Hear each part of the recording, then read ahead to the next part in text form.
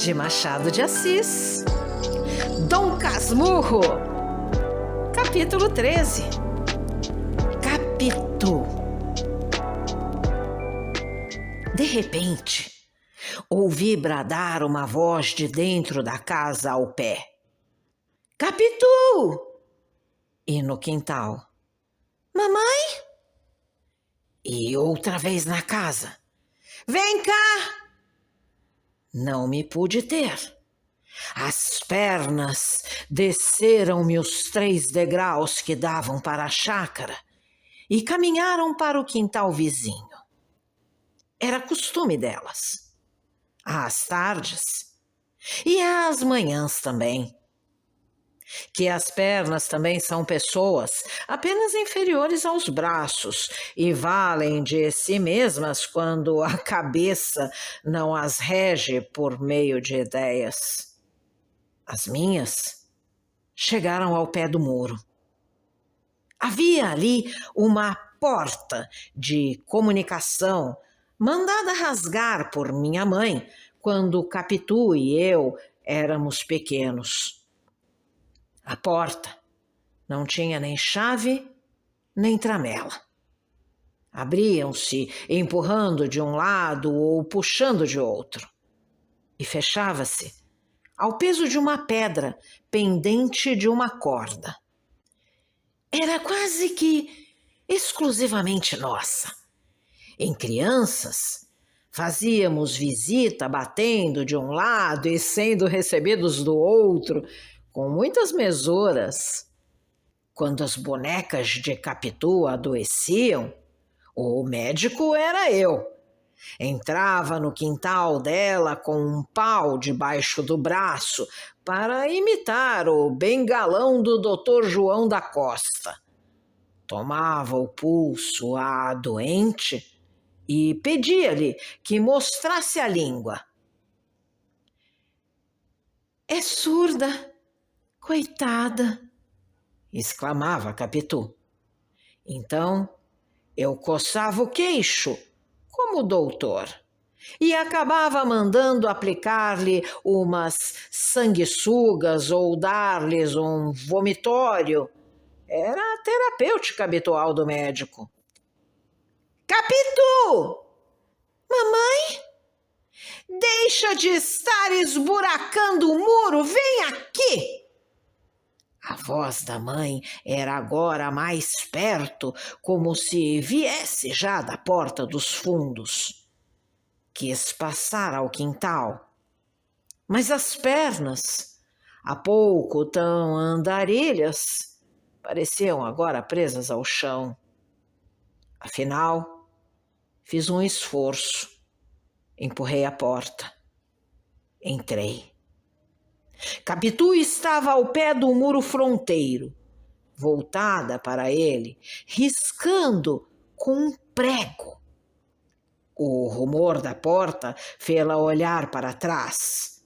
Ao dar comigo, encostou-se ao muro, como se quisesse esconder alguma coisa. Caminhei para ela. Naturalmente levava o gesto mudado, porque ela veio a mim e perguntou-me inquieta. Que é que você tem? Eu? Nada. Nada? Não, você tem alguma coisa. Quis insistir que nada, mas não achei língua. Todo eu era olhos e coração. Um coração que desta vez ia sair com certeza pela boca fora. Não podia tirar os olhos daquela criatura de 14 anos. Alta, forte e cheia, apertada em um vestido de chita meio desbotado. Os cabelos grossos, feitos em 2 tranças, com as pontas atadas uma à outra, à moda do tempo, desciam-lhe pelas costas. Morena, olhos claros e grandes, nariz reto e comprido, tinha a boca fina e o queixo largo. As mãos a despeito de alguns ofícios rudes, eram curadas com amor. Não cheiravam a sabões finos nem águas de toucador, mas com água do poço e sabão comum trazia-as sem mácula. Calçava sapatos de doraque rasos e velhos, e que ela mesma dera alguns pontos. "Que é que você tem?" repetiu. "Não é nada", balbuciei finalmente, e emendei logo.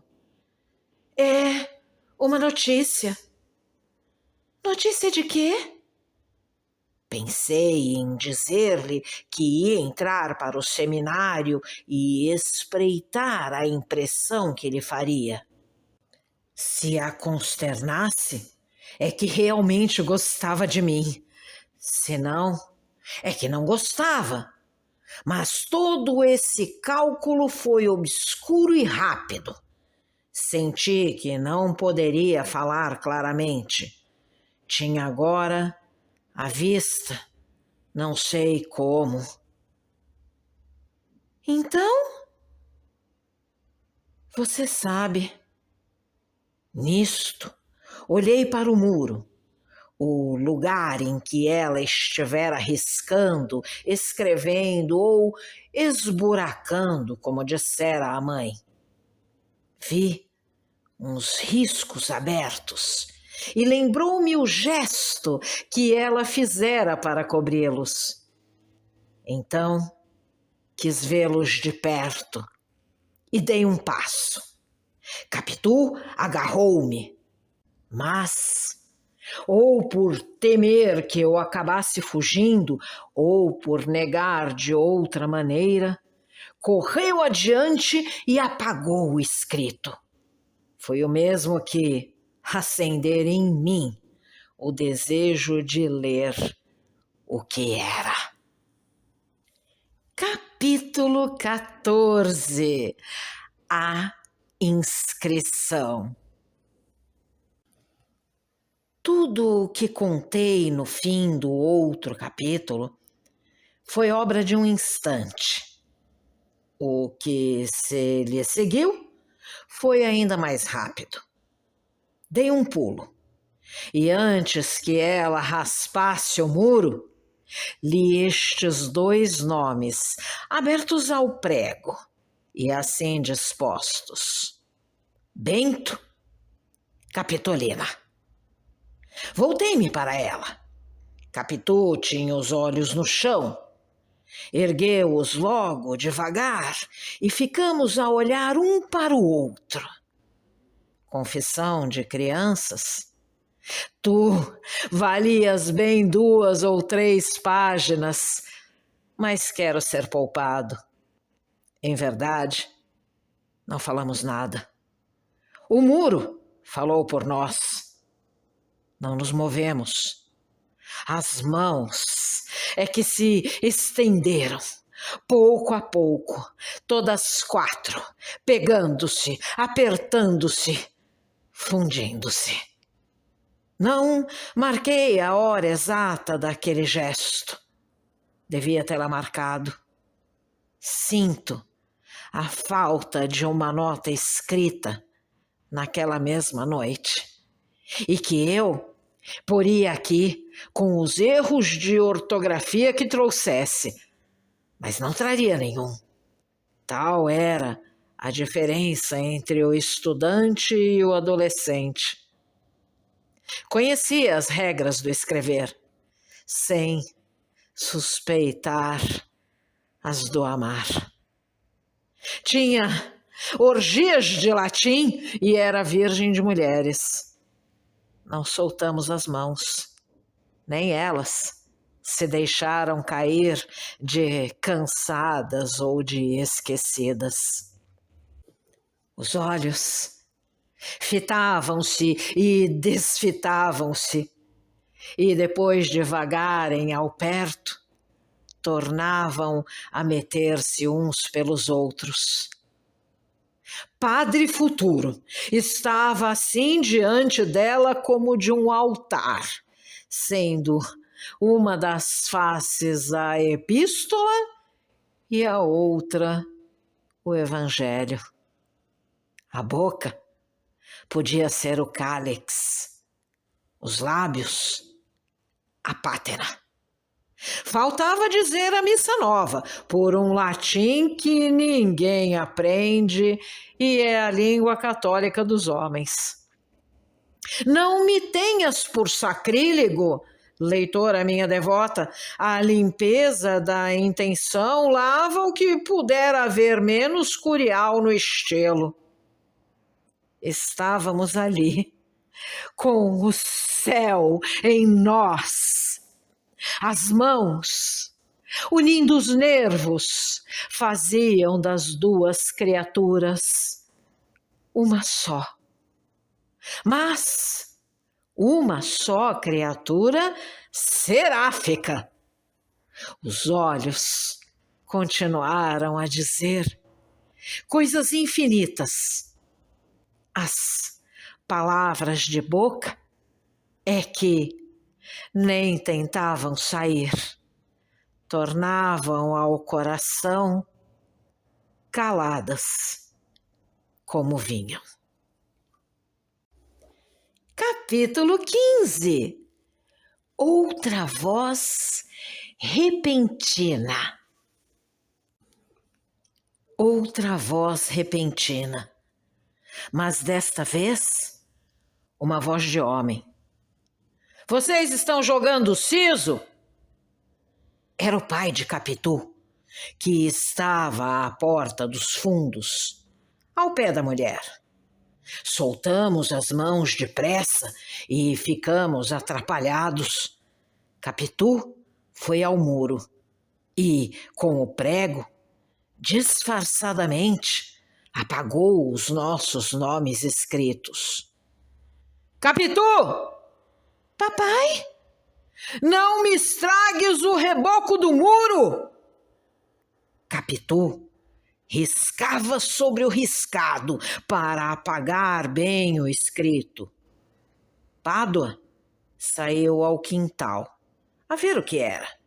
Mas já a filha tinha começado outra coisa, um perfil que disse ser o retrato dele, e tanto podia ser dele como da mãe. Fê-lo rir era o essencial.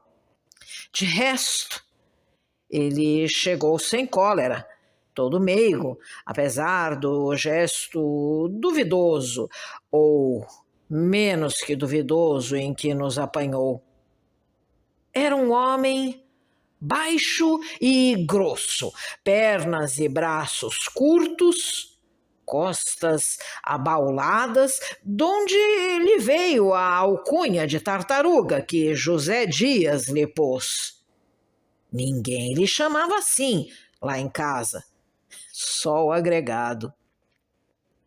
Vocês estavam jogando siso? Perguntou. Olhei para um pé de sabugueiro que ficava perto. Capitu respondeu por ambos. Estávamos, sim, senhor, mas Bentinho ri logo, não aguenta. Quando eu cheguei à porta, não ria. Já tinha rido das outras vezes. Não pode, papai quer ver. E séria, fitou em mim os olhos, convidando-me ao jogo. O susto é naturalmente sério. Eu estava ainda sob a ação do que trouxe a entrada de Pádua e não fui capaz de rir, por mais que devesse fazê-lo, para legitimar a resposta de Capitu. Esta, cansada de esperar, desviou o rosto, dizendo que eu não ria daquela vez por estar ao pé do pai. E nem assim ri. Há coisas que só se aprendem tarde. É mister nascer com elas para fazê-las cedo. E melhor é naturalmente cedo que artificialmente tarde. Capitu, após 2 voltas, foi ter com a mãe, que continuava à porta da casa, deixando-nos a mim e ao pai encantados dela. O pai, olhando para ela e para mim, dizia-me cheio de ternura: quem dirá que esta pequena tem 14 anos? Parece 17. Mamãe está boa? Continuou, voltando-se inteiramente para mim. Está. Há muitos dias que não a vejo. Estou com vontade de dar um capote ao doutor, mas não tenho podido. Ando com trabalhos da repartição em casa. Escrevo todas as noites, que é um desespero. Negócio de relatório. Você já viu o meu gatoramo? Está ali no fundo. E agora mesmo buscar a gaiola. Ande ver. Que o meu desejo era nenhum, cresce facilmente, sem ser preciso jurar pelo céu nem pela terra. Meu desejo era ir atrás de Capitu e falar-lhe agora do mal que nos esperava. Mas o pai era o pai, e demais amava particularmente os passarinhos. Tinha-os de vária espécie, cor e tamanho. A área que havia no centro da casa era cercada de gaiolas de canários, que faziam cantando um barulho de todos os diabos. Trocava pássaros com outros amadores, comprava-os, apanhava alguns no próprio quintal, armando alçapões. Também, se adoeciam, tratava deles como se fossem gente. Se você gostou desse áudio, deixe seu like, compartilhe, deixe também seu comentário e se inscreva no canal, ativando o sininho para ser avisado dos próximos vídeos. Um grande abraço e até a próxima!